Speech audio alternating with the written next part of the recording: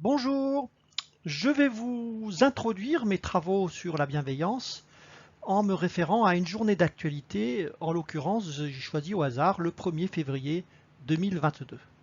Alors maintenant, je coupe la caméra pour éviter que la vidéo soit trop volumineuse. C'est parti! Alors on va commencer par l'actualité nationale et internationale du 1er février 2022 avec la quasi-totalité des informations qui concernent des problématiques de bienveillance. J'ai sélectionné des informations que j'ai considérées comme représentatives, chacune d'une problématique donnée de bienveillance. Il y a d'abord l'affaire dite Orpea, qui est le plus gros acteur privé lucratif qui gère des EHPAD, dont la gestion maltraitante est dénoncée dans le livre Les Fossoyeurs. Ensuite, un appel de 1400 scientifiques pour que l'emballement climatique soit au cœur des élections présidentielles. L'agression d'un député La République En Marche devant sa permanence. Le procès du meurtre de Maëlys par Nordal Lelandais. Le procès qui doit s'ouvrir suite à la chute d'un balcon qui a tué plusieurs personnes, conséquence de malfaçon à la construction. Les menaces de mort envers Ophélie Meunier et un témoin qui s'est exprimé dans un documentaire sur le radicalisme islamique à Roubaix. Les menaces russes vis-à-vis de l'Ukraine. Une condamnation pour le viol d'une jeune fille de 16 ans. Un féminicide à Paris dont l'auteur est un policier. La mort dans la rue du photographe retraité René Robert qui est tombé dans la rue et que personne n'a aidé pendant 9 heures. Jusqu'à ce qu'un SDF appelle les secours, mais malheureusement trop tard. Et une école orthodoxe juive soupçonnée de maltraitance et de séquestration de ses élèves. Je commence par considérer des informations sur de la maltraitance. Le député La République En Marche, qui a été victime d'une agression physique et psychologique avérée. La femme du policier, morte par strangulation, c'est un assassinat. Le procès de Nordal Lelandais qui concerne un assassinat jugé comme le viol de la jeune fille de 16 ans. Ensuite, il y a des menaces de mort, les menaces contre Ophélie Meunier et le témoin du documentaire, et puis les menaces entre États qui pourraient faire beaucoup de morts, des militaires comme des civils. Et puis, il y a non seulement des agressions qui peuvent conduire à la mort, et puis des menaces d'agression, mais il y a aussi de la maltraitance par négligence lourde. La mort par négligence à la construction d'un bâtiment, la négligence lourde est présumée institutionnalisée dans les EHPAD gérés par Orpea, et enfin les soupçons de négligence envers les élèves de l'école La Yeshiva Beth Yosef. Quand il y a eu maltraitance, on peut espérer qu'il y aura une réaction à la maltraitance. Et donc, la deuxième problématique de bienveillance, c'est quand il n'y a pas de réaction à la maltraitance, une absence de réaction ou une insuffisance. C'est le cas typiquement pour l'appel des scientifiques qui dénoncent l'insuffisance ou l'absence de réaction des pouvoirs publics, des entreprises et de la société en général face à l'emballement climatique. Une dénonciation aussi de la prise en compte insuffisante de ce sujet dans la campagne présidentielle. C'est le cas aussi pour l'affaire Orpea de l'insuffisance des contrôles et réactions des ARS contre une tendance qui n'est pas non plus une découverte. Et c'est le cas pour l'école La Yeshiva Beth Yosef, dont on peut se dire qu'il y a eu une réaction insuffisante de l'État. Après la maltraitance, l'absence de réaction à la maltraitance, il y a du moins lourd, l'absence d'actes qui pourraient faire du bien. Exemple, pour Orpea, du temps qui pourrait être donné au personnel pour entretenir les relations avec les résidents et les familles, et entre membres du personnel pour leur qualité de vie au travail. Et pour l'information relative à René Robert, la question du rapport de la population au SDF et l'attention qui pourrait leur être apportée par tout un chacun. Et en réalité, et c'est là que la frontière est très compliquée à fixer, à partir de quel moment ce que je viens de dire relève d'actes qui font du bien ou d'actes qui sont nécessaires pour assurer l'intégrité et psychique des individus. Et de la même façon, ne faut-il pas considérer aussi l'information sur l'appel des scientifiques comme une prise de conscience de la négligence lourde et bien trop banale de l'humanité par rapport à la planète?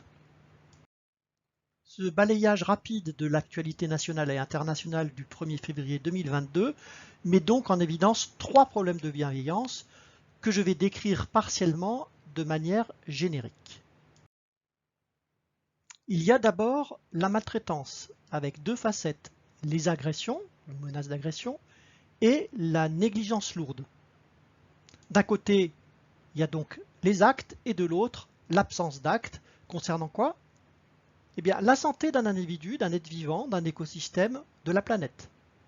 Des atteintes qui peuvent être d'origine humaine, individuelle ou collective, ou non humaine, par exemple des événements climatiques, tempêtes, éruptions volcaniques. Ces atteintes peuvent être intentionnelles. Et on peut entrer dans plus de détails, ça peut être la volonté de faire du mal, la prise de risque assumée d'un dommage collatéral, par exemple quand un État décide d'une frappe dite ciblée, et puis la conformité à une culture ou alors un contexte de guerre, on a le droit, le devoir de mettre hors de combat, y compris en tuant, et cela pouvant amener à des états d'âme ou non. Et puis il y a les atteintes non intentionnelles, et notamment par négligence des impacts des décisions. Évidemment, ensuite il y a un très large spectre de la maltraitance, allant d'un ton un peu sec utilisé à l'oral jusqu'au génocide. Je m'arrête ici à considérer que certains actes sont des délits ou des crimes et peuvent être poursuivis en justice, une justice qui peut fortement varier d'un pays à l'autre, influencée plus ou moins par la religion dominante du pays et par son régime politique. Deuxième problématique, face à une maltraitance, c'est l'absence ou l'insuffisance de réaction à cette maltraitance. Comme pour la maltraitance, cette absence de réaction peut être intentionnelle. Et là, il faut considérer plusieurs types d'acteurs. La victime elle-même, pour plusieurs types de raisons.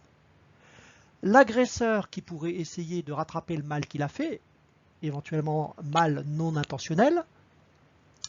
Troisièmement, les témoins, avec un phénomène appelé effet de témoin, qui fait que plus il y a témoins, plus le risque est grand qu'aucun n'intervienne, pensant que c'est un autre qui le fera. Et puis les autorités de toutes sortes en fonction de la situation. L'absence de réaction peut être aussi non intentionnelle, et notamment par manque de vigilance, manque de temps. Comme pour la maltraitance, il y a un grand spectre de conséquences de l'absence de réaction, et dont les plus graves sont sanctionnables par la loi, et notamment la non-assistance à personne en danger. Et en compilant ces deux problématiques, en ressort une situation qui peut être particulièrement désastreuse et que j'ai appelée les 3 gifles.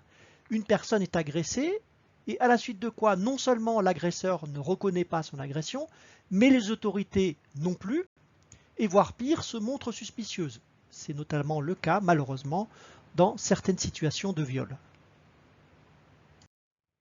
Et enfin, la troisième problématique, l'absence d'actes qui pourraient faire du bien, mais une absence sans grandes conséquences sur la santé. Comme pour les deux autres problématiques, cela peut être intentionnel. Et je pense notamment à des fausses croyances selon lesquelles, par exemple, il ne faut pas faire de compliments aux enfants pour leur forger leur caractère car la vie est dure. Et puis ce peut être non intentionnel, par manque de temps, par non-conscience des effets bénéfiques des actes bienveillants. Heureusement, à côté des problématiques de bienveillance, il y a des attitudes et des actes de bienveillance. Ce qui m'amène à considérer une échelle de bienveillance en 3 segments. Ces 3 segments sont la malveillance, l'absence de bienveillance et la bienveillance. En reprenant ce que j'ai expliqué pour les problématiques de bienveillance, je considère la malveillance comme une atteinte à la santé, sa propre santé, celle d'autrui, d'un être vivant, d'un écosystème, de la planète. Avec une première facette de malveillance, faire du mal, avec tout un spectre de gravité et incluant un aspect important évoqué précédemment, intentionnel ou non. Ensuite, il y a le bien que l'on se doit de faire et qu'on ne fait pas. Cela constitue une négligence lourde, coupable. Et enfin, il y a la non-réaction à une maltraitance d'autrui portant conséquence. Et pour chacun de ces 3 cas de figure, la justice peut être amenée à s'en mêler. Dans le segment absence de bienveillance, je considère deux types de situations. Celle où on ne réagit pas à la maltraitance d'autrui, mais sans grande conséquence. Par exemple, quelqu'un me dit du mal d'une autre personne et je la laisse jouer sa langue de vipère. Deuxième type de situation, je ne fais pas le bien que je pourrais faire. Par exemple, je pourrais aller voir ma grand-mère ce soir, mais je préfère aller au ciné, et pourtant ma grand-mère est seule, et ça lui aurait fait beaucoup de bien. Dans ces deux types de situations, l'absence de bienveillance peut être intentionnelle ou non. Et c'est sûr que l'intentionnel, ça n'a rien de neutre, et plus globalement, l'absence de bienveillance n'est certainement pas une zone neutre sur ce continuum, et pose vraiment problème. L'existence de ce segment d'absence de bienveillance et sa non-confusion avec la malveillance me semble un enjeu central. D'autant plus que ma conviction est qu'une grande partie des problèmes de notre société trouve son origine dans l'absence de bienveillance, et pas seulement dans la malveillance, et pour deux grandes raisons qui s'imbriquent l'une dans l'autre, le manque de temps et le manque de proximité. Le dernier segment de bienveillance me permet de donner les trois grandes motivations de bienveillance et notamment pour les prises de décision. La première, c'est de faire du bien. Là aussi, ce peut être intentionnel ou non. Et quand c'est intentionnel et que ça a nécessité un effort particulier, c'est d'autant plus à remarquer. Le deuxième, c'est de ne pas faire du mal. Surtout dans des situations délicates, celles où on doit interagir avec des personnes en fragilité par exemple. Et surtout, ne pas oublier la troisième, capitale, réagir face à la maltraitance d'autrui ou d'un écosystème et réagir sans violence. Sans cette dimension, cette troisième dimension, nous ne serions que dans une vision édulcorée de la bienveillance, une vision bisounours. Alors maintenant, si on revient à l'actualité évoquée précédemment, ne contient-elle que des problématiques de bienveillance? Eh bien non. Et en particulier dans la plupart des informations, ces mauvaises nouvelles, il faut bien les appeler comme ça, se révèlent des actes de bienveillance. On va voir ça de plus près. Pour l'affaire Orpea, le livre Les Fossoyeurs dénonce la maltraitance et vise à faire un électrochoc pour changer notre façon de considérer la vieillesse et la dépendance dans notre société. Pour l'appel des 1400 scientifiques et pour l'annonce initiale du décès de René Robert par le journaliste Michel Monponté, il s'agit de dénoncer l'inaction et de nous appeler à agir. Concernant la mort de René Robert, c'est un SDF qui lui a porté secours. Pour le féminicide et l'école Yeshiva Beth Yosef, c'est l'ouverture d'une enquête. Pour la chute du balcon, le meurtre de Maëlys, le viol de la jeune fille et l'agression du député, c'est la tenue d'un procès et des condamnations. Pour Ophélie Meunier et le témoin, c'est une protection policière. Et enfin, concernant les tensions à propos de l'Ukraine, c'est la forte activité diplomatique. La conclusion de tout cela est que bien entendu, toutes ces nouvelles sont négatives, mais elles recèlent aussi des actes de bienveillance. Une grande ambivalence qui mérite de faire la part des choses et de ne pas voir l'actualité seulement avec des lunettes noires, y compris pour les mauvaises nouvelles. En dehors des événements sportifs et ou de cocorico, sur des réussites françaises, force m'a été constatée que j'ai eu du mal à trouver des bonnes nouvelles dans l'actualité nationale et internationale du 1er février 2022. Et je me suis penché sur l'actualité locale, dans laquelle j'ai trouvé quelques éléments résolument bienveillants. Parce que, heureusement, la bienveillance n'est pas seulement à extirper des mauvaises nouvelles. La première actualité, c'est le palmarès des villes et villages où il fait bon vivre, avec des municipalités aux petits soins des habitants de leur qualité de vie. La deuxième, fait du hasard, concerne Angers en première position du palmarès des villes. Il s'agit de la mise en place d'un budget participatif au plus près de la population, avec un appel aux habitants à contribuer. La troisième, pour une vidéo coup de poing pour prendre conscience des discriminations potentielles liées à l'usage de photos dans les CV et qui milite pour des CV sans photo. La quatrième, qui rapporte une expérience faite avec des familles pour lutter contre le trop-plein des armoires, visant à une dynamique de sobriété en matière de vêtements. La cinquième qui met en scène des enfants qui ont monté un marché de Noël avec leurs animateurs, le fruit des ventes ayant servi à réaliser le rêve d'une enfant malade, à savoir passer 3 jours à Euro Disney. Et la dernière, qui n'est pas vraiment locale, mais j'ai voulu faire une exception, elle est d'ailleurs tellement peu locale qu'elle est québécoise, et il s'agit d'une semaine organisée pour les personnes ayant des troubles alimentaires. Il s'agit de les aider à prendre conscience de l'importance qu'elles aient un discours intérieur bienveillant. Il me semble que l'on peut tirer 3 enseignements de cette analyse de l'actualité. Premièrement, la plupart des mauvaises nouvelles que j'ai pu consulter ce jour-là, et aussi d'un travail plus quotidien les autres jours, recèlent des problématiques de bienveillance et aussi des actes bienveillants. Tantôt c'est envers des personnes, tantôt envers des collectifs ou des communautés, tantôt des espèces animales, tantôt des ressources de la planète. Deuxièmement, la plupart des enjeux de société, la pauvreté, la santé, la justice, la sécurité, la vie familiale, la sexualité, l'égalité, l'emballement climatique, la vie au travail, mettent en scène un besoin crucial d'une plus grande bienveillance.